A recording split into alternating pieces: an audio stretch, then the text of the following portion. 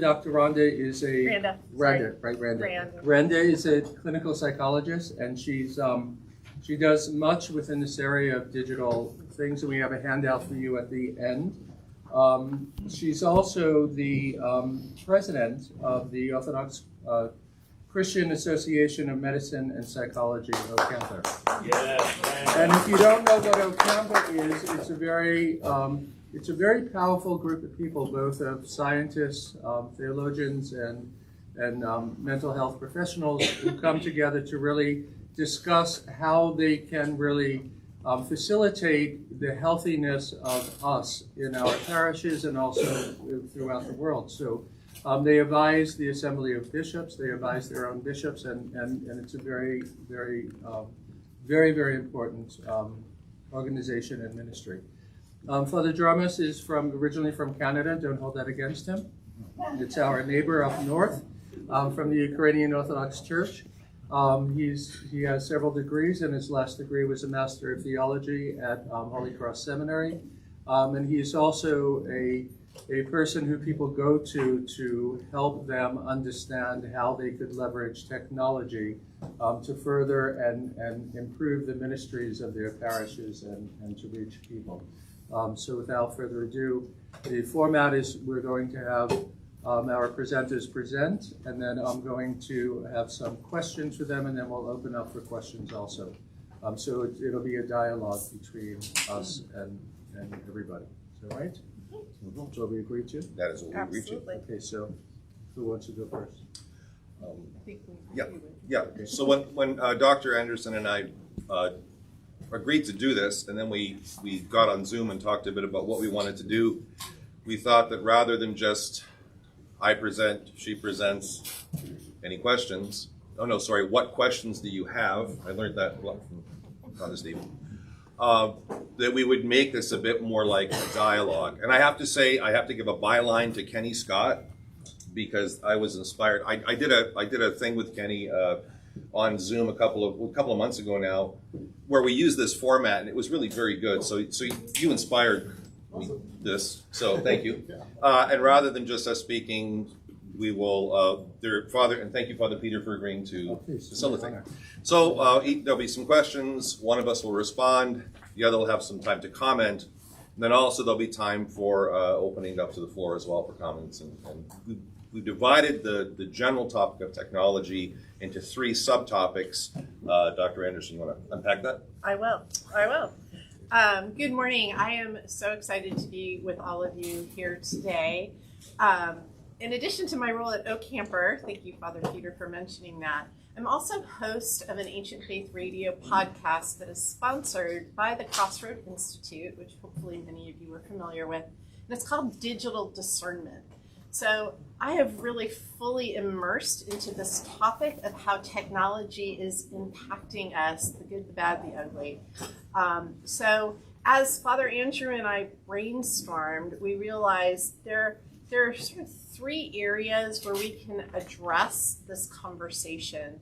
And those 3 themes are agency, discernment, and the common good, right? So by agency, and we'll get more into each of these, but just quickly, by agency we mean claiming our agency, because our digital tools in every way possible are designed to manipulate us, right? Technology really isn't neutral. It is a tool. People say, oh, it's just a tool, just use it as a tool. Of course, I use it as a tool, but the design is manipulative. Everything about the colors, all of it. So we're really going to talk about agency and how to reclaim our agency today. And then we're going to talk about discernment and ways to discern from an Orthodox point of view how to use our technology well, or when to not use our technology. And then lastly, we're going to talk about the common good, because nothing in orthodoxy is done singularly, individually. We are communities, we're parishes, we're families, and so we're going to think about how our technology is useful for the common good, or when it's harmful to the common good. So with that, You want me to start? yeah, you've got, so we gave Father Peter questions across all of those I'm given a themes. script and I'll follow it. I'm an obedient servant. But what I first would like to just say is that for many of you, you might know that the Pope of Rome came out with a encyclical concerning this topic called Magnificat Humanitatis. It talks about the issue of AI, and I think something that they will be getting into that is important for us. For me, I think you should read it because the importance of the document is not so much about the subject, but about us as Christians, and as Dr. Anderson said, was really to reclaim our humanity, because technology has really dehumanized us in many ways. And so with that, I ask, we're talking about agency, so I ask Father Andrew, how do we ensure that the use of technology is driven by our mission and values rather than letting those tools direct the message? So, to open up, Dr. Anderson alluded to this in her words, and I don't say what I'm about to say in any kind of conspiracy theory kind of way, but as a point of fact, that for social media platforms, for search providers of search engines, AI tools and everything like that, we always need to remember that although they are providing us a service, that we are the product, because it's our interests, our patterns, our buying habits, and that they are selling that to other companies. So we're the product. And I say that again so that we always need to be mindful of that. And the whole thing is built around getting as much information out of us as they can, as frequently as they can, so that they then have more to be able to sell. And so we need to know that and be aware that they are expecting and encouraging, and indeed I would even say socially engineering certain behaviors out of us. Being mindful of that, and also knowing what our particular mission and vision is, some of the things Father Alexander spoke about last night, we have to be very careful that we stick to that mission and vision, and that we are okay disappointing Facebook and Instagram and Google and YouTube when we don't necessarily do the things they'd really, really like us to do. I'll give you just an example from my own work. I do a lot of posts. Instagram, for example, which I've had it's been actually kind of surprising, the response I've had on my Instagram account. But Instagram really wants you to get on your phone and to post yourself live in real time, whenever you're posting. Who has the time for that? So I use an app that schedules out my posts. And I know that they would go further if I was getting up at 6 a.m. every morning and, manually myself. But again, who has the time? I got to walk a dog at 6 a.m. So I schedule them knowing that I'm disappointing Instagram by not doing it the way they want me to do it. But that's okay, because I have my life. I have a certain way that I want to do it, sticking to a certain vision. It's various things. It's not just that. So don't be afraid to disappoint these platforms. It's okay. And Dr. Anderson, concerning agency, the question is really what Orthodox ascetical practices, and especially relevant to claiming and reducing and being overwhelmed by our technology. Before she gets into that, did you have any? I do. Well, I just want to see if she had any comments. I want to back up a little bit too. One of the reasons Father Andrew and I talked about doing this as a dialogue or a panel between us is because we had never met before we were asked to do this together. And we had such great dialogue as we were brainstorming. Part of what we want to do today is share our own dialogue as best as we can. We won't be able to recreate all of our discussions, but and then we also want to involve you. So yes, I would love to comment on what you said. And two things stood out to me. You mentioned that social media is even socially engineering our behavior. And I want to bring up something that I talk a lot about when I present on this topic, and that is that literally millions, maybe billions of research dollars went into studying human psychology and behavior in order to understand the best way to draw people into the apps. Now, initially, it wasn't intended to be, harmful to people. B.J. Fogg is the psychologist at Stanford University who has done much of this research on persuasive technology.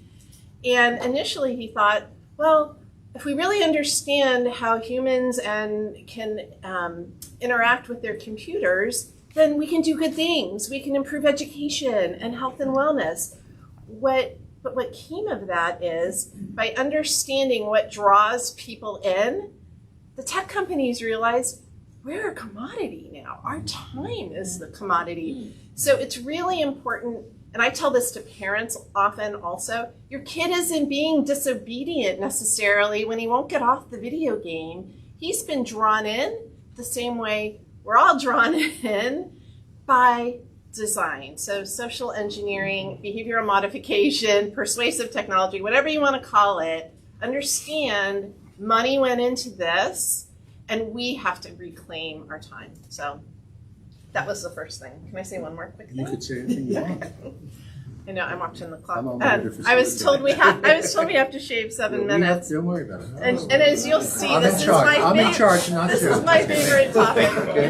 All right. So also with regard to our technology preserving our mission and supporting it, I did an interview with Tim Tassopoulos, who is the past COO and president of Chick-fil-A, and a very faithful Greek Orthodox Christian, lovely human being. And I asked him about that. And what he said is that whenever you as a parish think about using a new technology, think about preserving your core, preserving your mission, and stimulating progress and finding the balance between those two things. And that's actually Tim quoting Jim Collins' book, Built to Last. But I think it's something that we can all think about. All right, I'll shut up. So, it's a couple of things. One is what strikes me is also in various documents that are out concerning this, is that, when I talked about reclaiming our humanity, and this has to do with agency again, we have heard that it's really that persons fundamentally don't matter to some of these people. It's really, a precedence of capital, right, and profit over people. And so we become a commodity, and we lose our agency when we do that.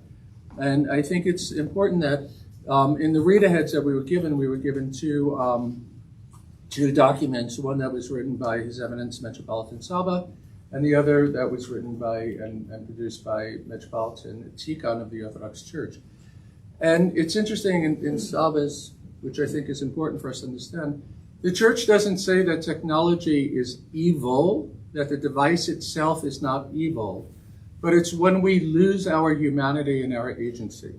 So then, therefore, my question to you is, what are some ascetical practices that we have in the Orthodox Church that we can regain our humanity back and regain our agency and help others to regain that instead of being addicted to profit and commodities? Yeah. So the obvious, in my opinion, answer is fasting, right? And in particular, digital fasting. So why do we fast from food, right? St. John Chrysostom says it's to help us become less dependent on earthly things and more dependent on God. And so when we implement a digital fast, same thing. We don't need to have our phone in our pocket all the time, and we can connect with God, connect with each other. Father Peter just mentioned Metropolitan Tikhon's encyclical for, I think it was 2025, Great Lent. Now, I'm not a member of an OCA parish, so as I was trying to find anything from a hierarch on digital fasting. That was the first thing I came across. And I actually brought a quote from him, and I would like to share it with you, especially since many of you are in the OCA. So in his Lenten encyclical, he really encouraged everyone to put down their phones, and he gave some very practical advice for how to do that. What he said was, fast from posting on social media, or perhaps fast from using social media entirely during the fast, even passively. Limit time on the computer by turning it off at dinner time and not turning it on again until after breakfast the next day. Make rules around cell phone usage, no entertainment apps, no podcasts or videos. Give up all streaming services for the entirety of Lent, or even give up movies, television, and videos altogether for the holy 40 days. So that's many of your metropolitans' advice. Limit it, put it away. Now, Dr. Jean-Claude Larcher, who is a French Orthodox theologian, he's been calling for the church to prescribe a digital fast alongside the food fast since at least 2018, when he presented a paper at a conference, an Orthodox conference on technology. And his guidelines are even stricter. So Larcher says no internet except for work or school. And that means your phone too, right? He emphasizes that our engagement with digital media actually produces effects contrary to those sought through prayer and fasting. In other words, we spin our wheels. So we can fast from the burger on Friday, but if we do that and we eat our peanut butter and jelly while we're scrolling through social media, what have we really gained? Right before Great Lent, I spoke with Stephen Christoforou of the Be the Bee fame, now the executive director of Focus North America, and he had a lot to say about digital fasting, including that fasting, it creates a discomfort that forces us to really reflect. And if we take that reflection and point it towards prayer and scripture and worship, then that's a good discomfort to have. So next time you leave your house without your phone or your Apple Watch, think about that discomfort and how you can redirect it. Now, one last thing about digital fasting. Orthodoxy, we've always fasted, but what's so interesting is that this has taken off in the popular culture as well. So there are many books you can read from a secular viewpoint about digital fasting, digital detoxing, digital decluttering. A couple good ones are Catherine Price's How to Break Up with My Phone, or Cal Newport's Digital Minimalism. So this concept has caught on and has been validated by social science research, and there are some great tools out there that you can access. But what those secular books never will address is that we can use that digital detox or that digital fast to grow closer to God, right? And our neighbor. What Steve Christoforou said, which I loved on the podcast, he said that think about all the time you save if you're not online. What can you do with that time instead, right? So when we fast and we're eating less expensive foods, we're already in the mindset of taking that money we've saved and donating it to charity. But what can we do with the time we save when we're not on Instagram or Facebook? There's plenty of need out there for our time. So before I go to you for comments, I have a comment myself. It's very interesting. For those of you who may not know, I'm really an old-timer, and I went to St. Vladimir's in 1975, right out of high school at the age of 17. One of the practices that we had at St. Vladimir's, it wasn't our practice by choice, but we had only one television room, and it was down in the old building in the basement. Come after the service of forgiveness on Sunday that we gather for Vespers, The dean of students went into the television, I'm really dating myself, and took out a tube. So we were forced to fast from television. So for those of you who have been at St. Vladimir's during this period of time, you know what digital fasting is, and you can do it because we were forced to do it. So your comments, please. I think one of the important ascetical practices that we need to apply when we're talking about particularly things like social media is the importance of silence. And in addition to what Dr. Anderson was saying about digital fasting, which obviously implies a silence where we're maintaining silence, we're not going online. But I think another way that we can look at this silence can be summed up in an adage I saw somewhere else. It wasn't really about technology, but it was that we don't have to attend every argument that we're invited to. That's great.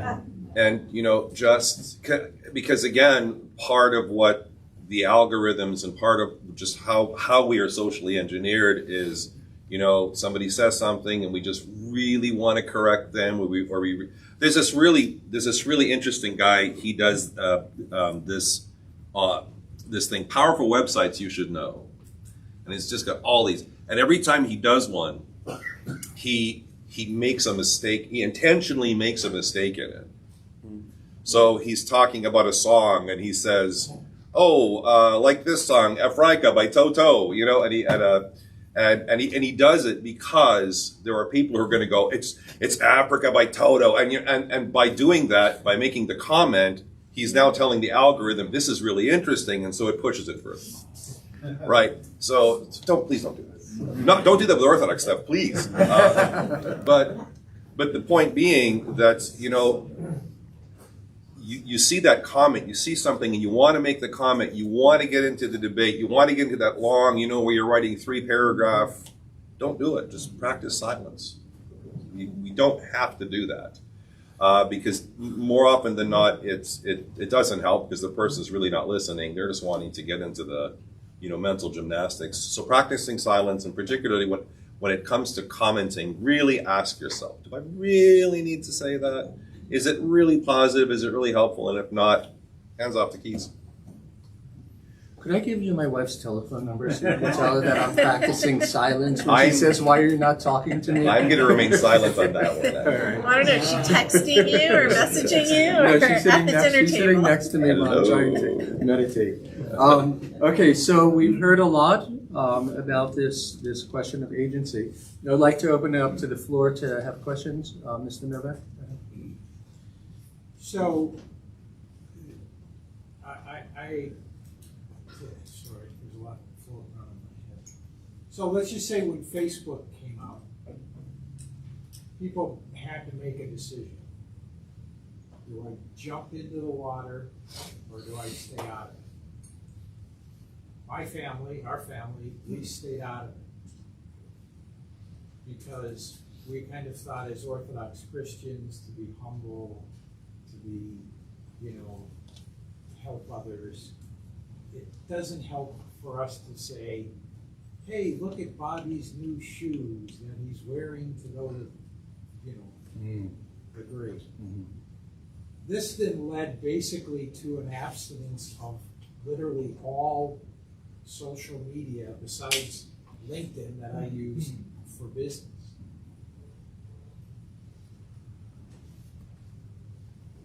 When the incident happened with Charlie Kirk, I had no idea who Charlie Kirk was. So this idea of what I always say, limiting the inputs, has seemed to work in our household to be able to focus on other things. And so the question that I have, and Father Andrew, when you came to Minneapolis, because I saw the video, you said, I'm stopping your social media things. And I'm curious, one, how that felt, and two, what reaction you got, because you basically stopped this whole world that you have generated. And then I guess my question then becomes, all of these people that are out there creating content, why? So that's to me. Sure. So first of all, you can check the video. I didn't say I'm stopping. I said I'm cutting down, Okay. which I did. I did cut down on it, and it just, you know, my growth just slowed down. Okay. You know. Okay. Can you explain what you mean by growth? Like, you know, how many people were subscribing, were following, and that, you know, that slowed down because because one of the things that you know, the social media platforms are encouraging is the more you post, and I'll get to a little bit more of this in a second with one of the other questions, Sure. but yeah, so that slowed down. Less people were following me, and okay, I mean, because I just, you know, because obviously my parish assignment, I was in a smaller parish before. I had more time to be able to do things. All right. Also, I'm posting a lot more stuff that I've already done rather than creating new stuff. So, and okay, you know, again, like, I'm okay disappointing Instagram. It's just fine. And the question of why, honestly, and this is not a facetious response, but I think it's because we can. And people do it because they can.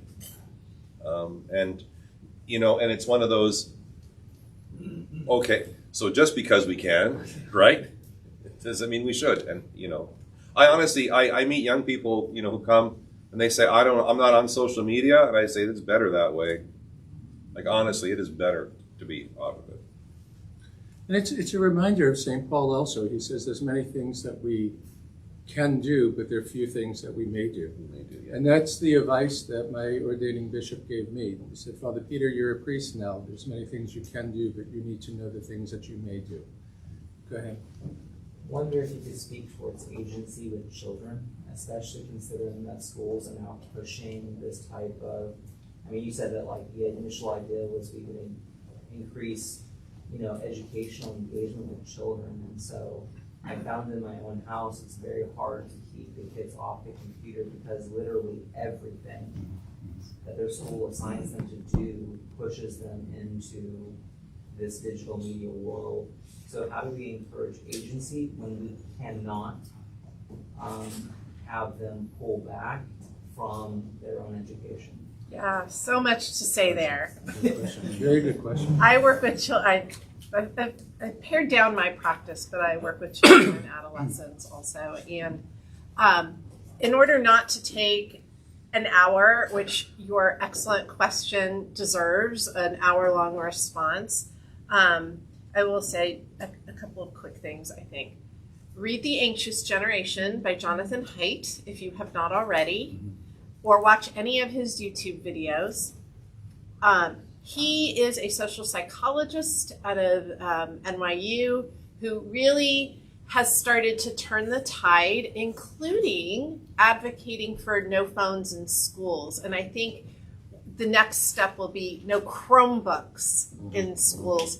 My kids are in their 20s, and so I remember thinking when they were in elementary school and middle school, wow, my school's so progressive, and my kids are going to get this great education. Look at the the smart boards and the Chromebooks. But what we know now is that it's not good for their development or their education. So, frankly, I would tell you to write your school board, get The Anxious Generation.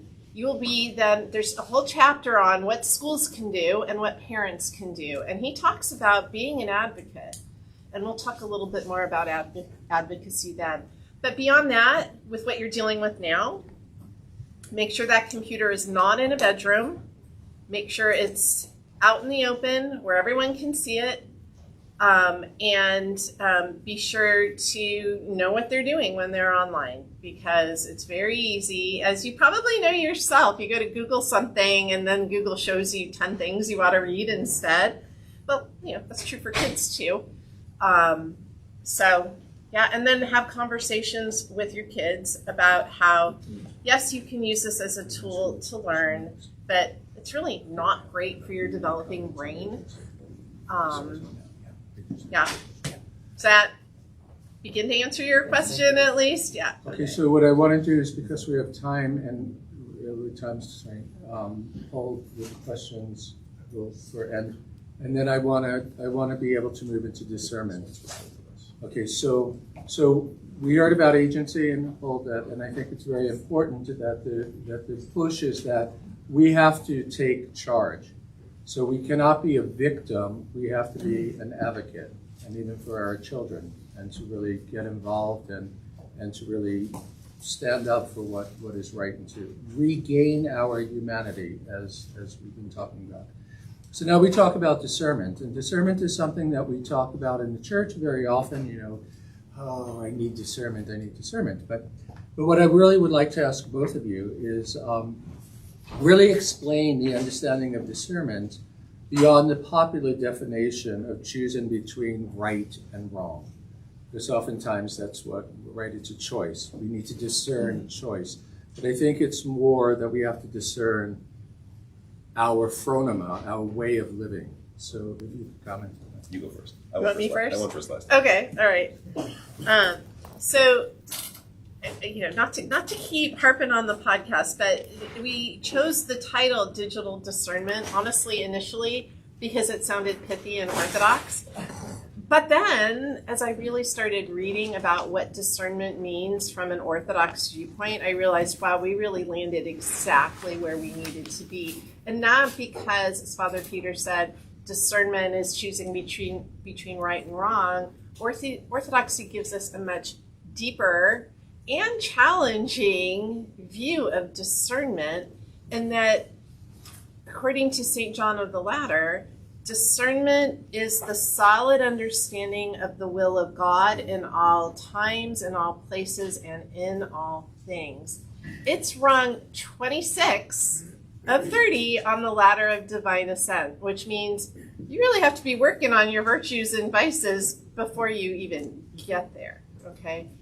And so in order to be able to discern, you have to work on your own purity of heart and your own ability to see reality as it truly is.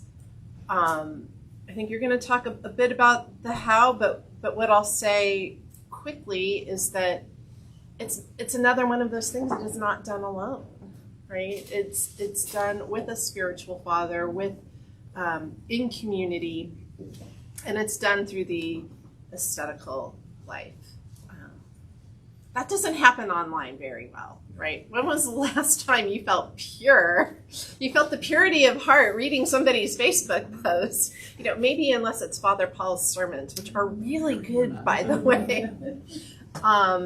So, yeah, you want to add to that? Yeah, when we were talking about this leading up to today, I was kind of racking my brain about this question. But I thought, discernment, like, okay, what's behind it, or what's motivating the discernment? Why do we feel this is important? And I think it becomes an issue of stewardship. And it's an issue of the stewardship of our lives, the stewardship of our faith, of the opportunities and abilities to share the faith. And so because we have that, and God has given us that, we want to do that for Him, out of our love for God and love for neighbor, in the most authentic way possible. And so we need discernment to be able to find that authentic path. That ultimately we are doing this not because simply I want to do the right thing in a moralistic way, but because I want to be as real, I want to be as honest, and I want to be as engaged as I realistically can be. And therefore I need that discernment to make sure I stay on that path. I think that's really important for us to understand, is that I think it's important, Dr. Anderson, as you mentioned, the ladder of divine ascent, that, you have to be at a certain spiritual level to really understand and be able to discern the will of God, right? I mean, so we have to practice this on a daily basis. And it leads to the other question for Father Jarmus, is that, we are, social media has these algorithms that we have, which tend to reward, conflict and hate and division. That's really from the devil. Division is from the devil. So the question is how do we change what we present especially with some of our Orthodox blogs that we have out there that really, really are rooted in sort of divisiveness and division. How do we present and engage within social media that is constructive and may help people discern really the will of God in their lives? Thank you. So I started doing my stuff on social media during COVID and I just was so tired of all the negativity. And I remembered something that St. Porphyrios, I think it was, said, don't fight the darkness, just even let in a sliver of light. That's what we need to be doing. So I think that we need, what we post needs to be letting in light, even if it's a 30-second sliver of it, but let in the light. And I think a very important thing that we need to be careful of is that we ignore the numbers. We ignore, how many likes it got, how many, follows it got. I mean, they give you all kinds of metrics, which is, I guess, useful, but part of when you see the like, that's a dopamine rush. So it actually is against engineering our brains, right? So I think one of the things we need to do is we need to ignore the numbers, because you'll get some kind of a message, or you could get more likes if you would do this or that, or if you'd use these templates or those templates. And suddenly now we're letting the tail wag the dog, right? Oh, okay, well, I'll do that. But why am I doing that? Because I want to get more numbers. I want my numbers to go up. So it's very important that we post things because we want people to know the light. We want people to get a little bit of that. And that's why it's there. It's not there so that I can get, another like, another follow, whatever that might be. Yeah, that's great. I'll quote Dr. Roxanne Lowe, who some of you may be familiar with her and Father Nicholas Lowe. They are in the mission field, in the digital mission field, 100%. And she's a clinical psychologist. She works with a lot of teenage girls. So what she tells often her teenage clients, and I think it's good advice for all of us, is when you post, what are you inviting into the heart of someone else? And I find that so striking. How is that person how are other people going to take your post? How is it going to impact them? Because sometimes, even if it's just, a photo of your dinner that you had at a fancy restaurant, does that incite maybe some envy in somebody else who can't afford to go to that restaurant, or can't eat that food, So, yeah. What are you inviting? And that's, I would just have another question for you, because I think it's important, two things that they said is, what are you inviting, and letting the light shine, right? And I think we all could go to gospel and say, let your light shine, right? A very good thing. But just remember that. I mean, and I think a question that follow up for you on this, then how do we then discern where we meet the people, right? I mean, how do we resist the confrontation? Yeah. Especially for our youth. So, this is a parish development forum, and so I think this is a really good question for parishes to think about. When do you meet them where they're at? Or when is what you're doing online feeding the beast, right? Well, there's a good argument to be made for meeting people where they are and they're online, right? What did Christ do? He met the women at the well. He taught parables. Think about the parable of the prodigal son, right? The father rushes out to meet his son. He doesn't wait at the door for him to come. So there's Christ's incarnation itself, right? He meets us where we are. So there's an argument to be made for providing, as Father Andrew does, as Father Paul does, really great content that will help people in their faith. And I think what you have to consider is then, where is the line between meeting them and sort of conforming with, everything social media is that is not good, right? Yep. I'll give you one example for myself. You know, I have my little podcast, right? You know, we post it on social media as an information. I will not do YouTube Shorts or Instagram Reels with my podcast. I refuse to. To me, that is feeding the beast, because we know that all those little 20, 30-second reels are trashing our attention across the board. Adults, kids, old people, young people, everybody. So that is where I will not feed the beast. I will maintain my Facebook and my Instagram so I can share it, but I'm not doing that. So that's where you have to decide, you know, as a parish, how can you use social media in a way that inspires and informs without drawing people to the extent that they don't show up in person. You know, I'll just watch liturgy online. What you say, Mary's one is very Paul's nice. dying to join this conversation, and I would Yeah, love to hear what he has. Wait. But before we go there, it's interesting, because I just want to say that the book of Proverbs tells us, I think it's a very a follow-up on to what Dr. Anderson said. The book of Proverbs said that if a wise man will take advice, but a fool will lead into an argument. So really, again, we're talking about this discernment is really to discern if you're really meeting the person or you're really confronting the person. There's a big difference between a dialogue and a monologue.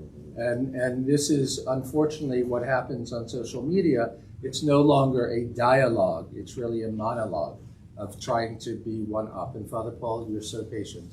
Well, and I just want to say thank you for making those really important points, especially about discernment as prayer, and then also about how we communicate with others in a more proper, which would be a direct, ultimately, hopefully, a face-to-face way, so that our digital encounters would be maybe something secondary, and that would always, if possible, lead towards, a more relational incarnation. We would call, of course, an incarnational encounter.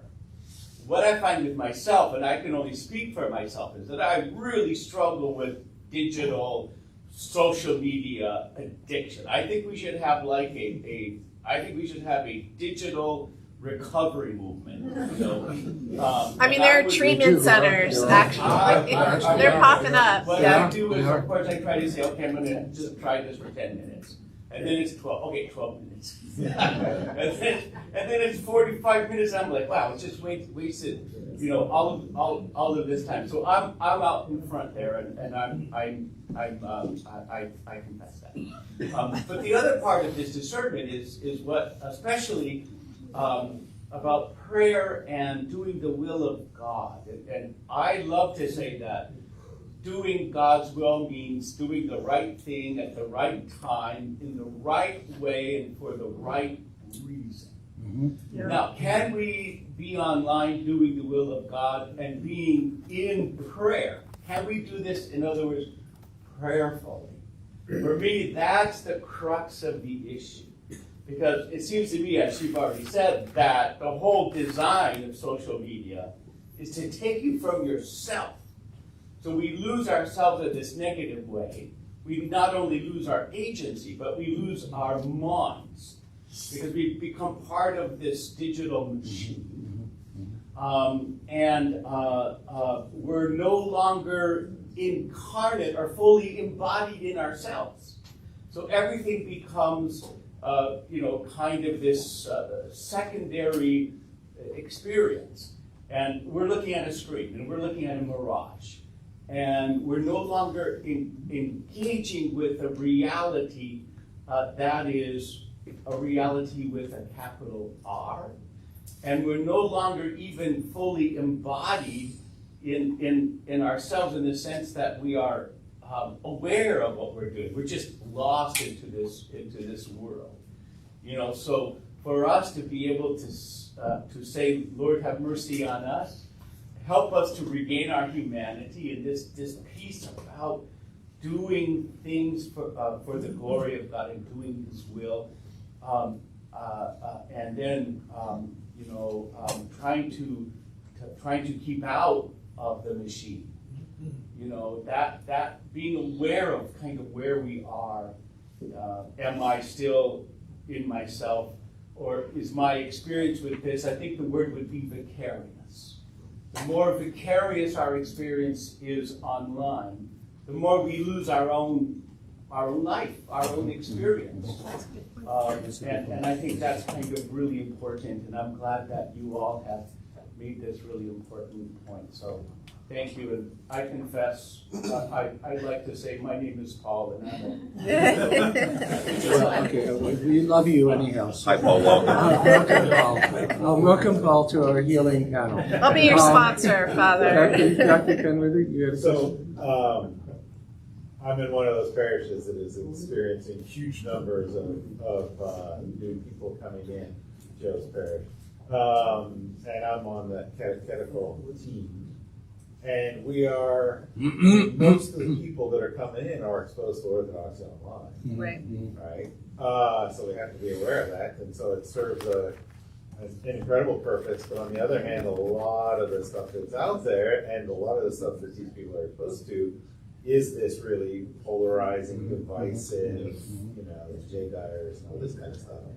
So when those people are drawn into the church through that kind of stuff, how do we, say, okay, that's whatever, that's what got you here and that's fine, but now it's time to move on to something Yes. else. Well, so that is actually one of our questions. So either would you like to wait for that answer, or you want us to jump ahead? As you So we want. can do either one. Yeah, I can wait. Just go for it. Let's go I think for you it. should just go Sure. for it. Yeah, go So, It's okay. conversation. Yeah, So- go for it, yeah. So I think that's very much where we need to be engaging people, as Father Paul just said, in a one-on-one way to shepherd them out of that kind of mentality. I don't think that's something you can.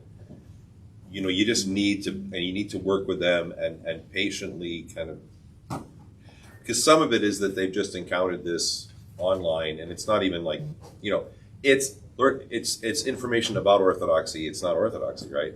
So, okay, now that you're talking to an actual priest, now that you're actually at a parish, now we can talk about what this thing is really like, and just the slow work of shepherding somebody out of that kind of phronima, right? That kind of mentality into a more authentic Orthodox phronima. I think that's really what that's about. Because I think you had coined the phrase, the difference between internet orthodoxy and orthodoxy on the internet.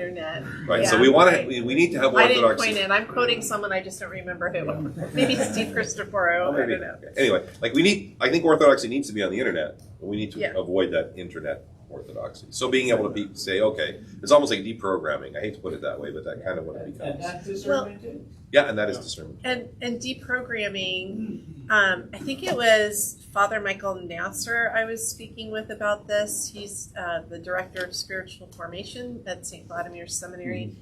He tells, when he was in the parish, he would tell seekers, no orthodoxy on the internet, cut it all off, nothing. Well, first he would ask them who they're watching on YouTube first. You need to kind of assess where are they getting their information, and then cut it all off and come to church. You have to be in liturgy, period. And just to say that again, discernment. We people of faith that are priests and also lay people, we have a responsibility also to call out what is wrong and to hold those accountable. So, speak with your bishops and say, hey, enough is enough. We need to sort of put a cap on this crap. Excuse my language, but it's really true. That this is really hurting. Do we want Nazis to be in the Orthodox Church? Let's really be honest with the topic. It's not. For me, it's a crisis. Who do we want to attract? Do we want to attract people who love God, or people who hate God by hating other people? God said very It's simply. almost a segue for the next Yeah. panel. Right. So, but we're not done. We have a question of you. No, I wanted to comment. One of the things, I think there's something we can learn from the Amish. every Amish community is different, but the way every Amish community assesses a new technology and whether or not they should use it is, does it build a sense of community? Does it contribute to the community, or does it detract from the community? So some have determined that telephones, even cell phones, contribute to the community. Others have said no. But if we look at that, and we try to look at each thing that we're confronting in technology, because there's always going to be something new, right? Does this contribute to our sense of community, or does it not? So, and I'm sure we'll talk about it more during the catechetical section later today, but, all of us as clergy get people coming up, hey, Father, what should I watch? Not if should I watch, but what should I watch on to learn more information. And so I tell them, anything from ancient faith or Father Josiah Trenum. And that's my list, right? Because asking some of these young people to completely withdraw from social media is like asking a heroin addict to quit cold turkey, right? So at least I try to steer them toward content, especially like ancient faith. I know most of the presenters in person, right? Father Nick Lou and I were at seminary together. So, I know most of these people and I know that they're good. So if we can't steer them completely away from social media, we need to at least steer them toward trusted sources of information that we know they'll get good stuff from. Because there is good stuff, and it is the difference between internet orthodoxy and orthodoxy on the internet. 30 years ago, to advertise something as a parish, we would send out bulk mail, right? Nobody does bulk mail anymore. The only things you get in the mail are junk mail and that one letter that if you miss it, you're going to get arrested. So, because it's from the IRS or whatever. So now, we use constant contact. We send out the email, and then we say on Facebook and Instagram, check out the email that you should have just gotten, right? So there is a way to use the technology to build community, and that's just, I think, what we have to steer people toward. So. Okay, so I'm just going to hold questions because we want to get to the last part because I think it's a good segue, and then we'll have time, another 5 minutes for questions, which is really the topic of common good. And so this is really what we're talking about is really what is the common good. And so I ask you both, how does and will AI impact our parishes and ministries, and how can we either use or claim this new tool for the common good? Yeah, no, we're good. I'll start. Yeah. Okay, let me think. I'm trying to think of how to. So in the Garden of Eden, what the serpent promises Eve is a fast track to knowledge. And that's kind of what AI promises us, is a fast track to knowledge. Well, we know how all that went down at the beginning. So I think that while, I use AI, I'll throw a script through AI and say, check this for grammar or, something like that. But we cannot give our voice over to AI. We always have to be driving the bus. We also should just be aware that it's not, and it's not will it. It is already, because, if you look at, you Google something now, the first thing you get is an AI summary of the search. So it's already happening. One of the places, and this goes back to my thing about silence, is that, if on social media, a lot of times those negative comments you're getting on your post, that's not even a human being. Right, that's a bot in somewhere, just trying to incite the arguments and all of that. So I think we have to be careful that we don't give up. I guess it goes back to agency, that we are the ones in charge. We are the ones responsible. We are the ones with the voice. We are the ones with the message, and we can't give that over. And certainly not thinking, well, this is going to be a fast track to writing my sermon or to doing whatever, because that's Eden, so much to say, and AI is a whole topic in and of itself for a whole weekend of conversations. But I liked your analogy to the Garden of Eden. A couple weeks ago, I was doing a workshop on technology for high school seniors, graduated high school seniors at a camp, and we were talking about AI. And what I learned from them, and I was learning a lot about how they use it, is that we have placed these teenagers in the Garden of Eden and said, eat whatever, use this AI to check your homework or edit your paper, but don't let it write your paper. But guess what? They're all letting it write their paper. So I think where young people are concerned, experts like Jonathan Haidt are saying no AI, period, for young people. And I 100% agree with that. And I will not right now go off on my tangent about mental health apps being used and chatbots being used for emotional support and advice by young people. I mean, that's a whole other conversation. I will. I didn't put it on the resource page, but I will.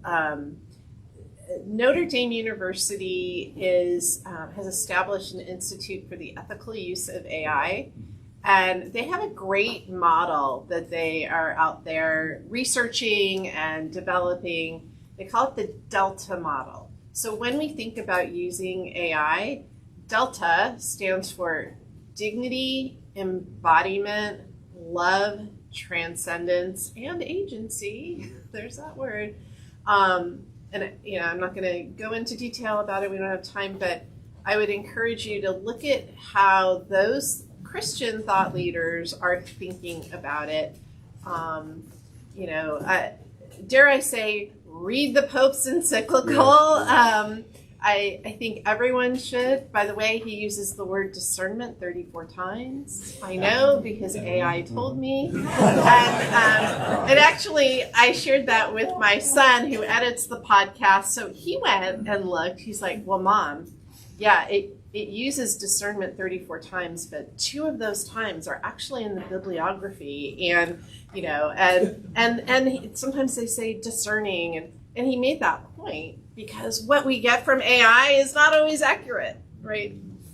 So I would just encourage you to start reading about it. We're already behind. Oh, one more thing, one more resource too, which I will add. Can I ask a quick, Father, where can we find that encyclical? Online. It's online. Just go online, go to the Pope's encyclical, and it's in languages, any language. I can send the link for Joe to put. If you want to read the original Latin, that's probably good. It would be very good for you to do.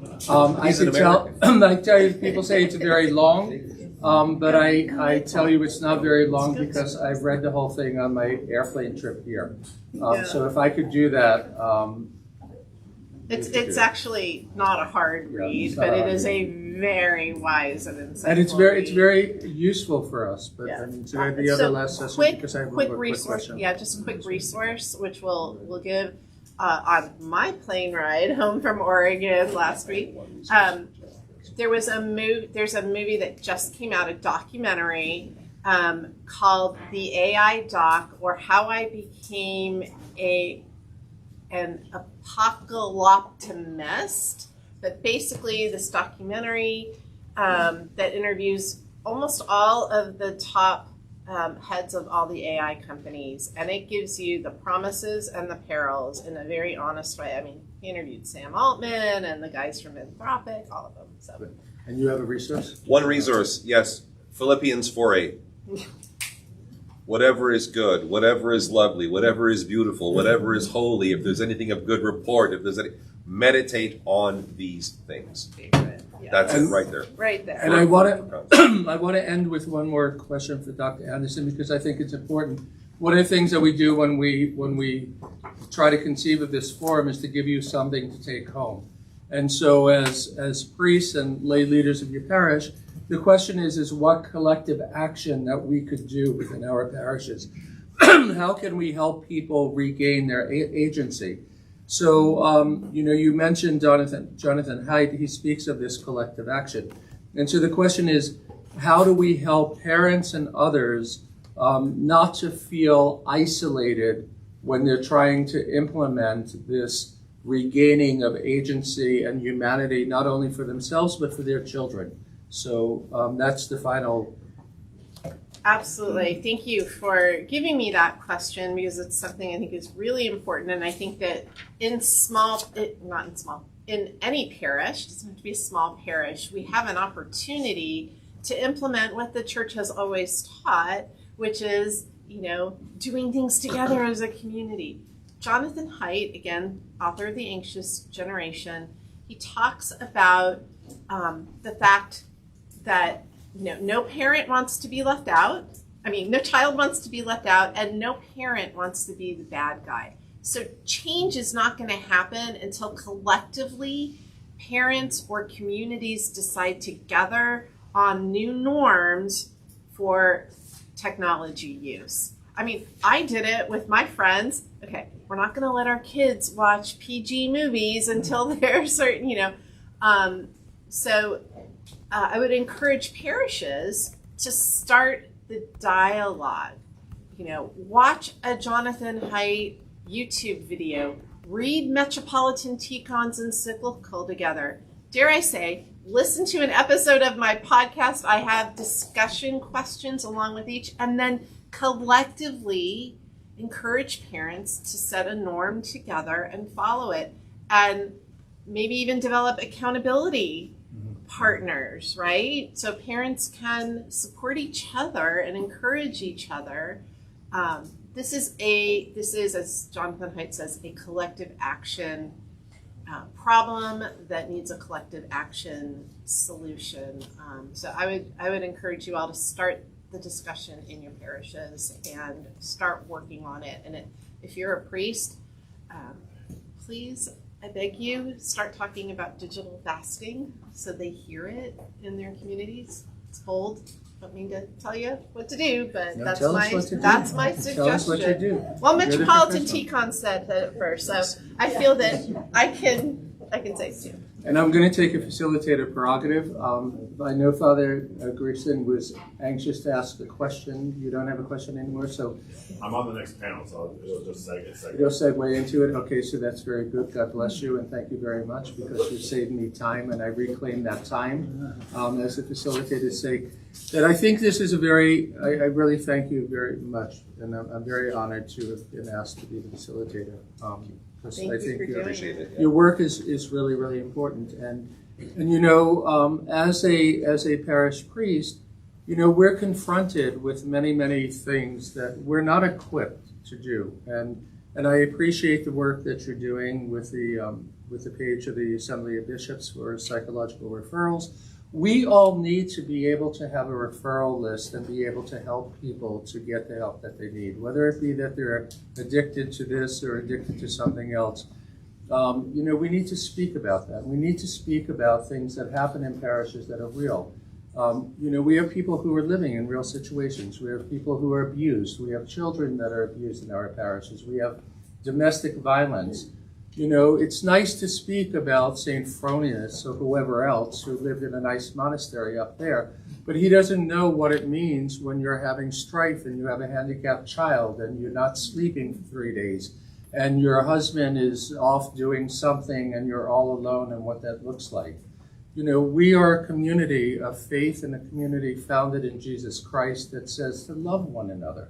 And so it's our obligation to gain our humanity back and our agency back. And that's why I think this panel was very, very useful. And I hope it was useful for you to take back into your parishes and really implement some of these things. And on the last and final thing, I'd like to say we do have a handout for you so that you can, in fact, go and listen to this wonderful digital discernment and use it as a tool in your parish, to do that. So again,